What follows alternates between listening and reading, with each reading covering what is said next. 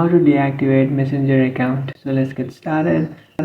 So if you want to deactivate your Messenger account, then what you can do is just simply open up your Messenger application.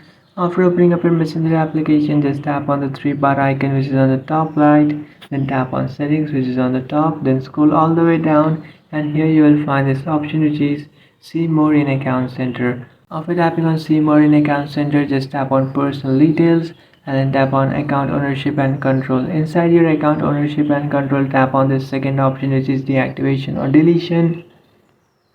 After tapping on that, now you have to select your profile. After selecting your profile, just select the first option which is deactivate account, then tap on continue. So before proceeding, you should know that if you deactivate your Facebook account, you will also deactivate the pages linked with your Facebook account. So if you have created any pages that are linked with your Facebook account, those will also be deactivated. So just make sure that and then tap on continue.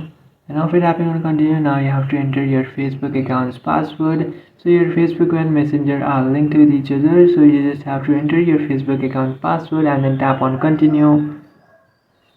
And then tap on continue, and after tapping on continue, you will deactivate your account.